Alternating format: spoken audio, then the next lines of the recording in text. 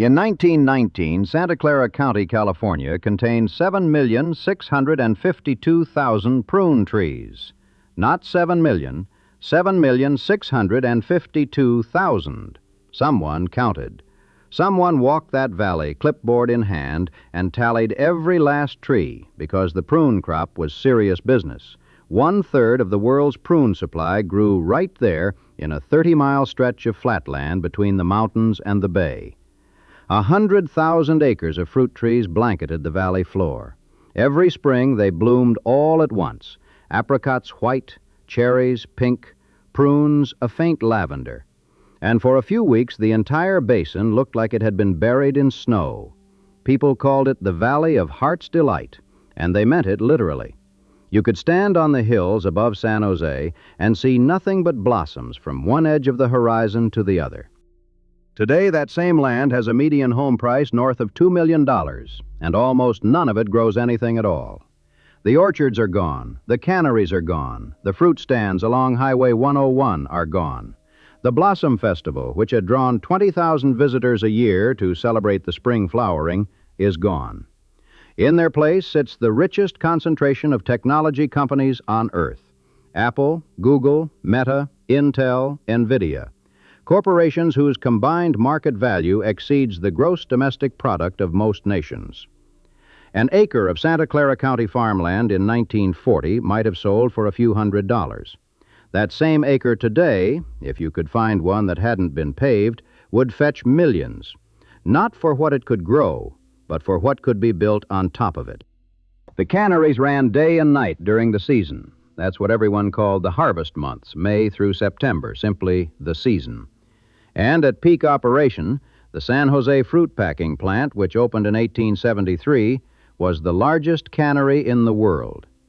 By the time of the 1892 harvest, the valley had produced 22 million pounds of prunes in a single year, and the California Board of Horticulture declared Santa Clara County the preeminent horticultural county of the state.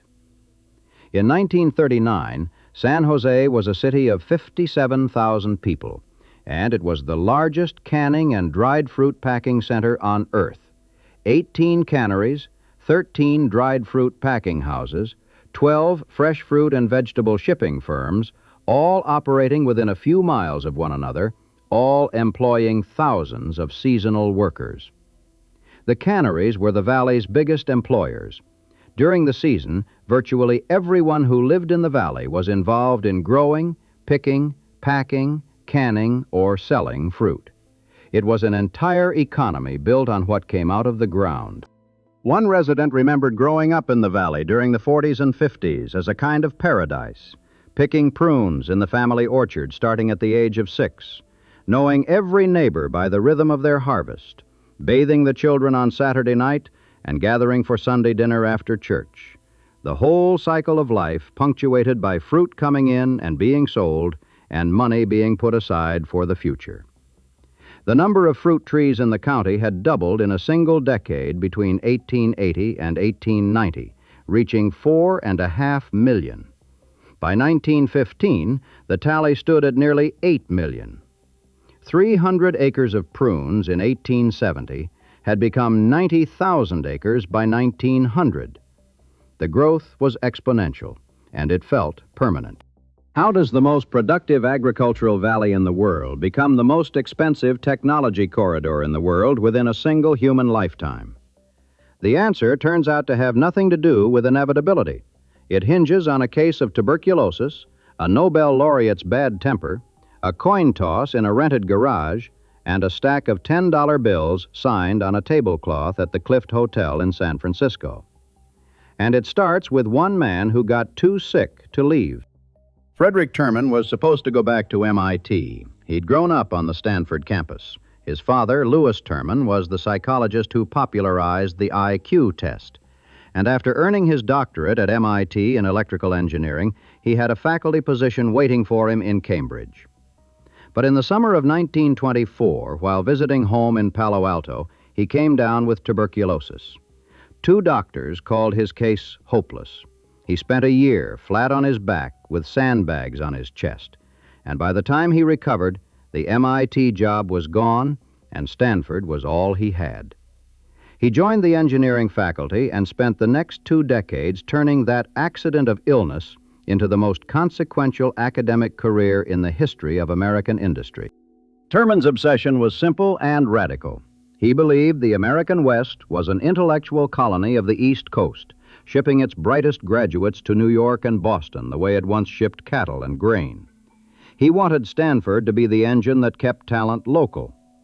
Industrial activity that depends upon imported brains and second-hand ideas cannot hope to be more than a vassal, he wrote. He mentored students with a specific directive. Don't just study electronics. Build a company here. Don't leave California. 2 of those students were Bill Hewlett and Dave Packard. In the fall of 1938, Packard and his new wife, Lucille, rented the first-floor apartment of a modest house at 367 Addison Avenue in Palo Alto. Hewlett took the shed out back. The 1-car garage between the house and the shed became their workshop. They pooled $538 in personal savings, the entirety of their capital, and began tinkering with electronic test equipment. In January 1939, they formalized a partnership. Which name would come first, Hewlett-Packard or Packard-Hewlett? They flipped a coin. Hewlett won. Their first product was an audio oscillator, the HP 200A, a device for testing sound equipment. Terman had coached them on the design. The price was $54, roughly a third of what competing oscillators cost. Their first major customer was Walt Disney Studios, which bought 8 of them to calibrate the revolutionary Fantasound system for the film Fantasia, the first commercial motion picture released in stereophonic sound. A pair of Stanford engineers in a rented garage building equipment for Walt Disney. It was a beautiful beginning, and it became the founding myth of a place that didn't yet have a name. By the end of 1939, Hewlett-Packard had introduced several new electronic measurement products and established a reputation for precision that would carry the company for decades. Revenue in their first full year was just over $5,000. Within 5 years, wartime government contracts would push it past $1 million. But Terman wasn't done. After the war, Stanford found itself land-rich and cash-poor. The university sat on more than 8,000 acres, but Leland Stanford's original bequest prohibited the sale of any of it. Nothing, however, prevented the university from leasing. In 1951, Terman spearheaded the creation of the Stanford Industrial Park, the first university-owned technology park in the world. He called it our secret weapon. The concept was audacious. Long-term leases exclusively to high-technology firms on cheap university land with direct access to Stanford's labs and graduates. Varian Associates signed the first lease in 1951. Hewlett-Packard followed. Then General Electric, Eastman Kodak, Lockheed. What had been orchard land became office parks, and the men who had picked fruit a decade earlier were now soldering circuit boards. Still, this was evolution, not revolution. The valley in the mid-1950s remained a mixed landscape of tract houses, orchards, and scattered electronics firms. It took one specific man's one specific decision to change the chemistry of the place entirely. And that decision had nothing to do with business strategy. It was about proximity to his mother. William Shockley was a physicist at Bell Labs in New Jersey who, with 2 colleagues, had co-invented the transistor in 1947, the tiny electronic switch that would replace the vacuum tube and make modern computing possible. For this, he would share the Nobel Prize in Physics in 1956. He was brilliant, erratic, and spectacularly difficult to work with. By 1955, fed up with being passed over for promotions at Bell, his colleagues attributed this to his abrasive personality, though Shockley blamed office politics, he decided to start his own semiconductor company. He convinced Arnold Beckman, the inventor of the pH meter and head of Beckman Instruments, to back the venture. Beckman assumed the company would be located somewhere on the East Coast, where the entire American electronics industry was concentrated: New Jersey, Pennsylvania, the corridor from Boston to New York. But Shockley's aging mother lived in Palo Alto, and he wanted to be near her. That single personal preference, a son's attachment to his mother, determined the future of the global technology industry. In early 1956, Shockley Semiconductor Laboratory opened for business in a squat, unremarkable building at 391 San Antonio Road in Mountain View, just a few miles from Stanford. The structure had previously housed an apricot storage barn. What happened next is the most important personnel disaster in the history of American business. Shockley recruited spectacularly well. He assembled a team of young physicists and engineers, most in their late 20s, all with advanced degrees, several among the most talented semiconductor minds in the country. Then he proceeded to make their lives miserable. He was paranoid, autocratic, and fixated on a product, a 4-layer diode that his own team believed was a dead end. He made employee salaries public. He threatened polygraph tests when he suspected internal conspiracies. He micromanaged experiments and refused to hire technicians, insisting his PhD scientists do their own soldering and wiring. By the spring of 1957, a core group of 8 young scientists had had enough. They went over Shockley's head to Beckman, demanding he be replaced. Beckman wavered, then sided with Shockley. So the 8 decided to leave. This was not a simple thing to do in 1957. Quitting your employer to start a competing firm was considered dishonorable. The entire American electronics industry was concentrated on the East Coast. There was no venture capital infrastructure in California. And these 8 men had families, mortgages, and reputations to protect. One of them, Eugene Kleiner, wrote a letter to his father's investment broker in New York, asking if anyone would fund a new semiconductor company in California.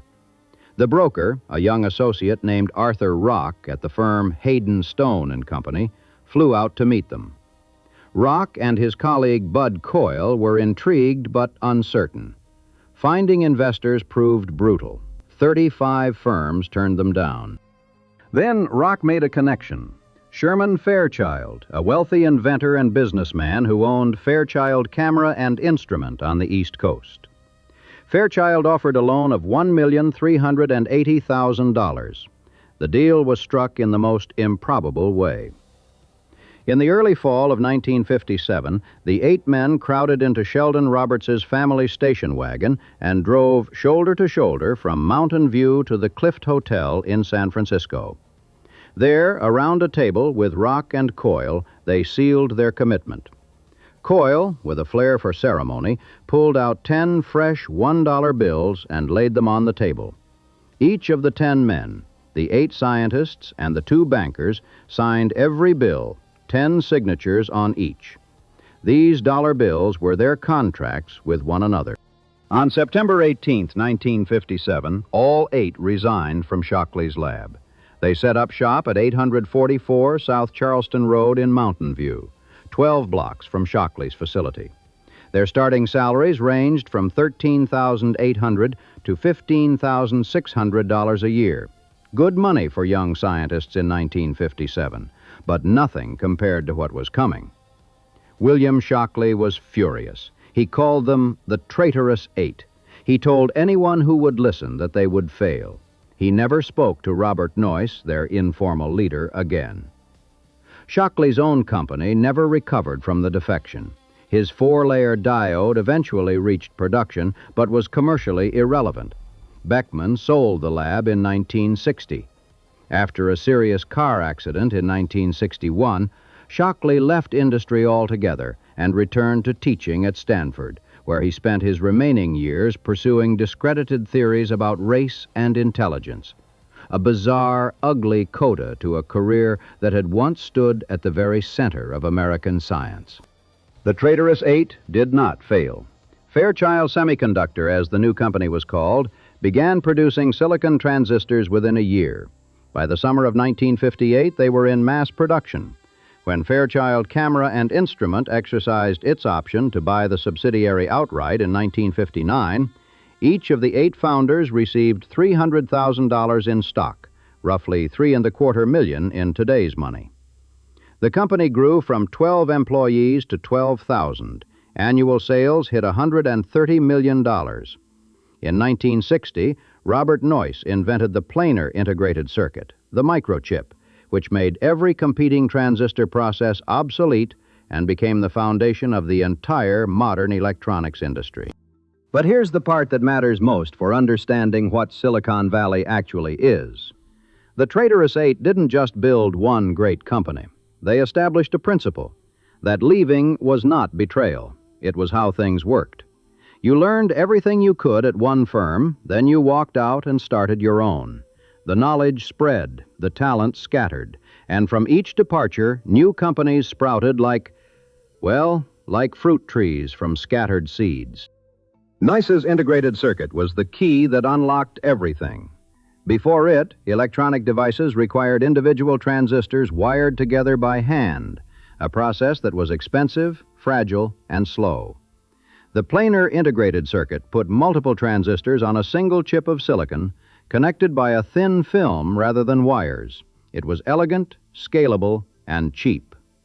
By 1964, Fairchild was producing more than 100,000 integrated circuits for the Apollo space program.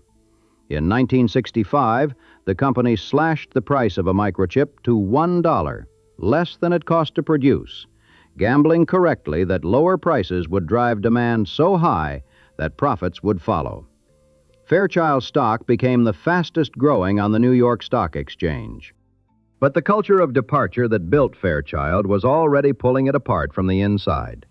In 1967, Charlie Spork, Noyce's right-hand man, left to become CEO of National Semiconductor.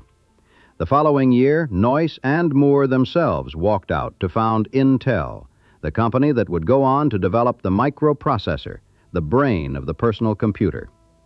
Jerry Sanders left to start AMD. Others founded Signetics, Amelco, and dozens of smaller firms. Within 20 years, 65 companies had been founded by first- and second-generation employees who traced their lineage directly to Shockley Semiconductor. Eugene Kleiner left the semiconductor business altogether and in 1972 co-founded Kleiner Perkins, the venture capital firm that would go on to fund Google, Amazon, and hundreds of others. Don Valentine, who had worked at Fairchild before moving to National Semiconductor, founded Sequoia Capital, which backed Apple, Cisco, and Oracle. By 2014, analysts traced over 2,000 companies and 92 publicly traded firms, collectively worth more than $2 trillion, back to Fairchild's 8 co-founders. The industry called this sprawling family tree the Fairchildren. Meanwhile, the orchards were disappearing. Not dramatically, not in a single season, but steadily, acre by acre, year by year. A farmer who had been growing apricots on 20 acres since 1920 would get an offer from a developer, more money for the land than a lifetime of fruit had ever earned. His children were going to college, not picking prunes. The packing houses closed. The drying yards fell silent. The Southern Pacific Railroad, which had once hauled crates of cherries and prunes to markets across the country, now carried commuters. The tract houses went in, then the strip malls, then the freeway interchanges. Santa Clara County's population, which had stood at roughly 175,000 in 1950, exploded to more than 600,000 by 1960, an astonishing growth rate of over 8% per year, one of the fastest in the nation. Engineers and their families were flooding in, and they needed houses, schools, supermarkets, and parking lots. All of it was built on former orchard land. El Camino Real, the old Spanish road that connected the towns of the valley, transformed from a quiet 2-lane highway running between orchards into a commercial strip lined with gas stations, car dealerships, and fast food restaurants. The physical transformation was jarring for anyone who remembered. Charlie Olson, whose grandparents had bought an orchard in Sunnyvale in 1901, watched the valley pave over around him. By the 21st century, he was tending one of the last heritage orchards in the county, 10 acres of apricots, 3 of cherries, surrounded on all sides by housing developments, strip malls, and freeways. It was the crime of the century, he said, paving over the best soil in the world. On January 11, 1971, a journalist named Don Heffler published the first installment of a three-part series in the trade newspaper Electronic News. The headline read, Silicon Valley, USA. The name, silicon for the material used in semiconductors, valley for the geography, had been floating around informally for a year or two. Heffler picked it up over lunch with some marketing people. But once it appeared in print, it stuck. The Valley of Heart's Delight became Silicon Valley, and the renaming was itself a kind of erasure, a new identity grafted over the old one, with no trace of blossom or fruit in it. Heffler was a character worthy of the place he'd named. A former publicist for Fairchild Semiconductor, he later published an industry newsletter called Microelectronics News, from what amounted to a permanent seat at Walker's Wagon Wheel Tavern in Mountain View. He was the gossip king of the semiconductor world, loved by engineers, feared by executives. The president of Signetics once banned his marketing people from entering the wagon wheel, just to keep them away from Heffler. Copies of his newsletter were forbidden in some company offices. An obituary after his death in 1986 put it simply, he was liked by some, disliked by many, and read by all. Through the 1970s, the semiconductor industry matured, and a second generation of companies began pushing into personal computing. The pivotal moment, the one that turned Silicon Valley from an industrial district into a cultural phenomenon, came on December 12, 1980. That morning, Apple Computer, a company founded 4 years earlier in a garage in Los Altos by Steve Jobs and Steve Wozniak, went public on the NASDAQ. The initial offering price was $22 a share. The stock sold out within minutes. By the end of the day, shares had risen 32% to close at $29, giving the company a market valuation of $1,778 million. It was the largest initial public offering since Ford Motor Company in 1956. The Wall Street Journal ran a headline, "Not since Eve has an apple posed such temptation." Inside the company, CEO Mike Scott wheeled in crates of champagne. Employees rigged up a mock thermometer in the road between Apple's two buildings, marking notches of heat as the stock climbed. By the close of trading, more than 300 people, about 40 of them Apple employees, had become millionaires. Jobs, 25 years old, ended the day worth $217 million. Mike Markkula, the venture capitalist who had written Apple its first serious check, $250,000 in 1977, was now worth $203 million. But the IPO did something beyond making individuals rich. It created a template, the garage to billions story, that would define Silicon Valley's self-image for the next 40 years. A couple of kids with an idea, a small amount of capital, a rented garage, and then, through sheer ingenuity, a public offering that minted hundreds of millionaires in a single afternoon. It was the American dream compressed into a stock ticker, and it proved irresistible to a generation of would-be entrepreneurs.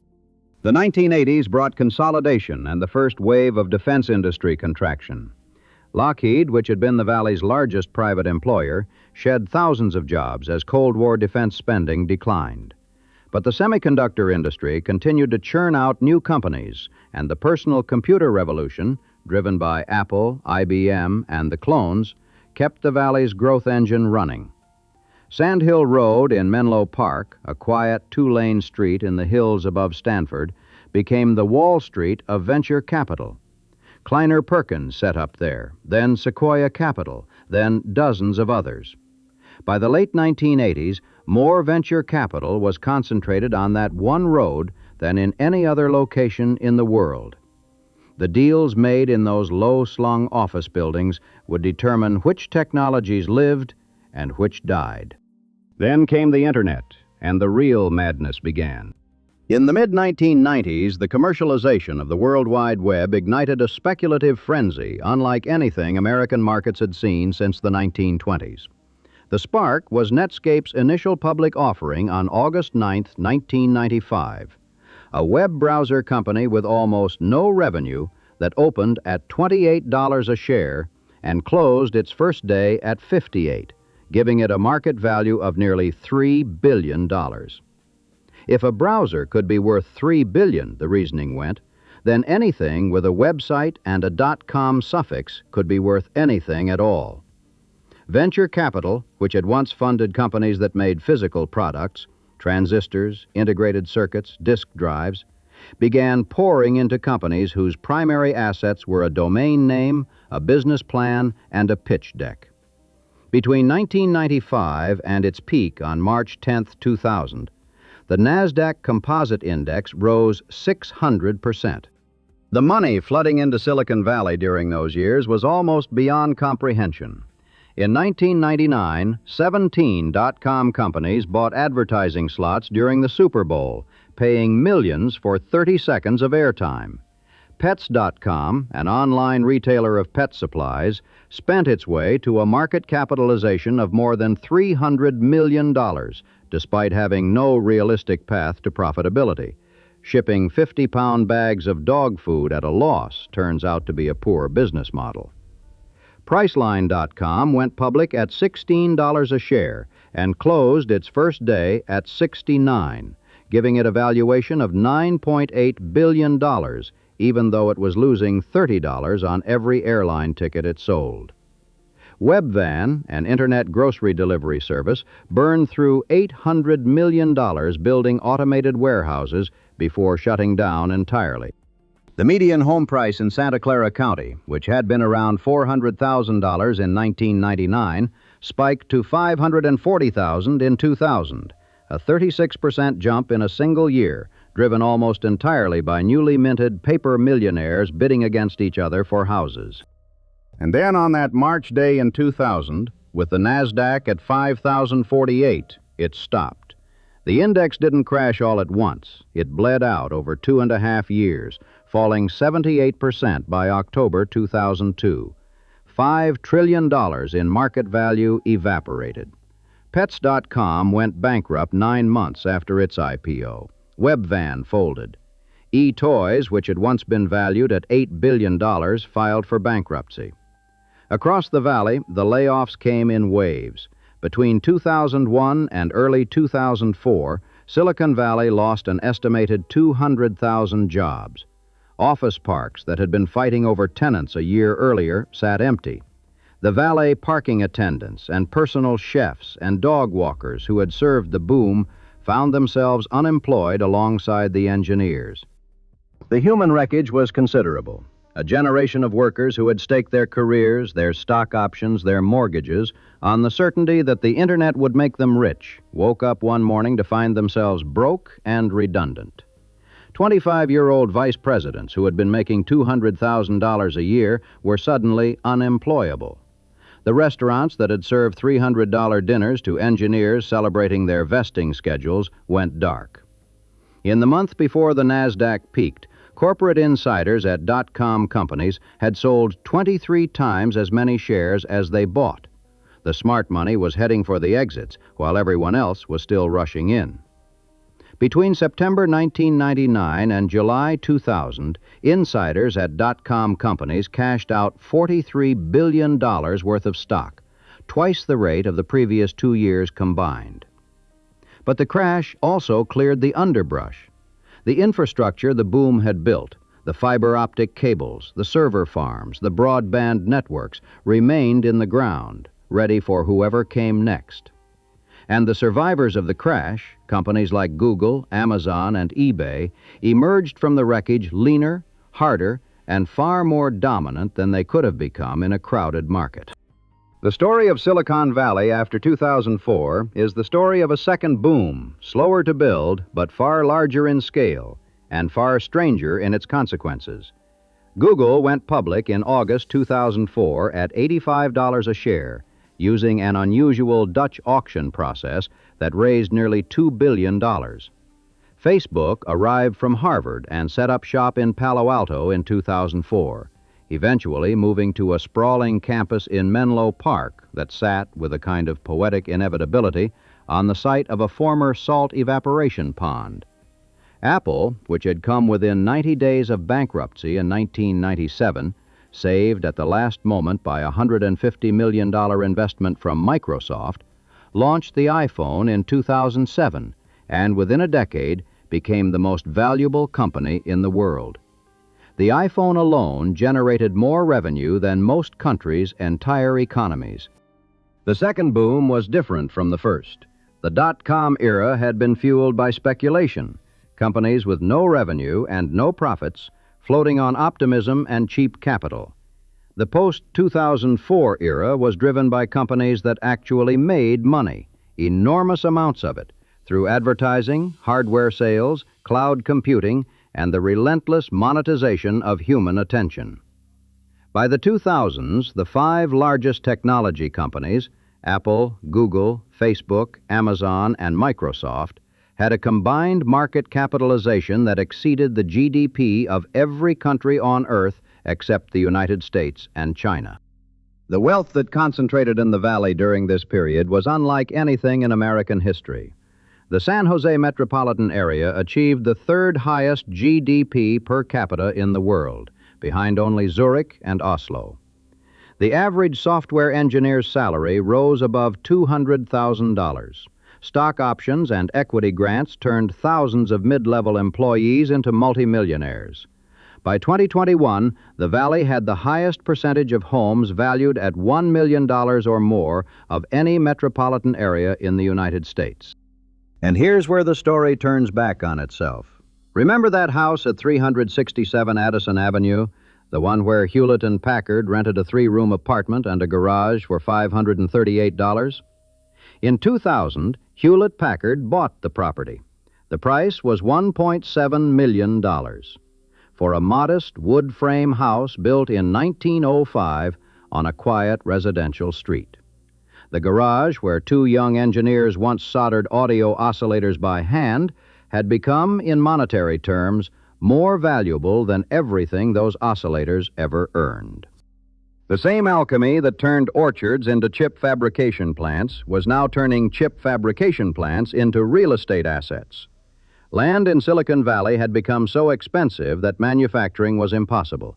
You couldn't justify building a factory on ground worth $10 million an acre when you could build the same factory in Oregon or Texas or Malaysia for a fraction of the cost. The semiconductor fabs moved out. The assembly lines moved out. What remained were headquarters, glass and steel campuses surrounded by manicured lawns where people who designed things sat at desks writing code and attending meetings. The valley that had once made things, fruit, transistors, circuit boards, computers, increasingly just thought about things. And then, starting around 2020, even the headquarters began to leave. Tesla moved from Palo Alto to Austin. Oracle left Redwood City for Austin. Then, by 2024, announced it was moving again to Nashville. Hewlett Packard Enterprise, the direct corporate descendant of the company born in the Addison Avenue garage, relocated from San Jose to Houston. Palantir decamped for Denver. Charles Schwab left for Texas. Nearly 250,000 people departed the Silicon Valley region during the pandemic, and many of them did not come back. The departures carried an irony that no one needed to point out. Silicon Valley had been built by leaving, by the traitorous 8 walking out on Shockley, by Noyce and Moore walking out on Fairchild, by every generation of engineers quitting their employer to start a rival across the street.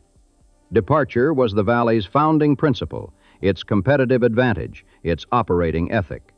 And now that same ethic was being turned on the Valley itself. The culture of restlessness that had created the richest place in America was dismantling it. The reasons were practical enough. California's tax rates were among the highest in the nation. Housing costs made it nearly impossible to recruit entry-level workers. A young engineer earning $150,000 a year, a salary that would have been princely anywhere else in America, could barely afford a 1-bedroom apartment in Palo Alto, where the median home price had climbed past $3 million. Traffic on the freeways that had replaced the orchard roads was punishing. Commutes that once took 20 minutes now took 90. The regulatory environment was dense and unpredictable. And the rise of remote work, accelerated by the pandemic, severed the last physical tether. If your engineers could work from anywhere, why pay California rents? But the deeper cause was something more structural. Silicon Valley had become a victim of its own concentration. When every major technology company was headquartered within a 30-mile radius, the cost of everything, talent, real estate, office space, meals, daycare, got bid up to absurd levels. The same competitive intensity that had once driven innovation now drove inflation. The valley was eating itself. What remains is a place of strange contrasts. The corporate campuses of Apple and Google still gleam in the sun. Apple Park, completed in 2017 at a cost of $5 billion, is a ring of curved glass a mile in circumference, set among 6,000 trees planted on land that was once a Hewlett Packard facility, which before that was an apricot orchard. The venture capital firms of Sand Hill Road in Menlo Park still control more investment capital than any other street in the world. Stanford still graduates engineers who dream of starting the next great company. But the semiconductor fabrication plants are gone, moved to Oregon, Arizona, Taiwan. The canneries are gone. The last major one closed decades ago. The orchards, almost all of them, are gone. Of the county's original 100,000 acres of fruit trees, perhaps a few hundred survive. In Sunnyvale, a handful of heritage trees still stand on what was once the Olson family's apricot ranch, surrounded by condominiums and parking garages, tended by an old man who farms not for profit, but for memory. 391 San Antonio Road, Mountain View, the address where William Shockley opened the first semiconductor laboratory in 1956. The building where the Silicon Age began was for years a retail storefront.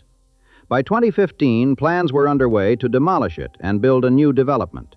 The birthplace of the industry that gave the valley its name, slated for the wrecking ball to make room for more office space. A set of commemorative plaques and public sculptures now mark the site, representations of early semiconductor devices and a silicon crystal monument, placed there by a real estate developer. The valley's population, which quadrupled between 1950 and 1970, and then doubled again by 2020, is overwhelmingly composed of people who arrived within the last few decades. Most have no memory of the orchards. Most have never heard the name Valley of Heart's Delight. The place exists for them as it exists for the world, as Silicon Valley, a brand, a concept, an abstraction that means technology and wealth and disruption. The physical place underneath the brand, the alluvial soil, the Mediterranean climate, the mild fog rolling in from the bay, is largely irrelevant to its current identity. You could, in theory, do everything that happens in Silicon Valley in a suburb of Dallas or a business park outside Nashville, and increasingly, people are. There is a photograph from 1948, taken from the hills above San Jose, that shows the valley floor in spring. From one edge of the frame to the other, there is nothing but blossoms, white and pink and pale purple, millions of trees in flower, stretching to the mountains on every side. The air, people who were there have said, smelled sweet enough to make you dizzy. Everyone in the valley worked the harvest in some way, picking, packing, canning, drying, shipping. They called it simply the season.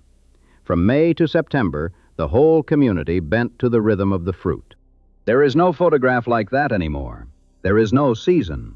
The soil beneath the server farms and the stock option millionaires' houses is still some of the most fertile in the world. It just doesn't grow anything anyone can eat.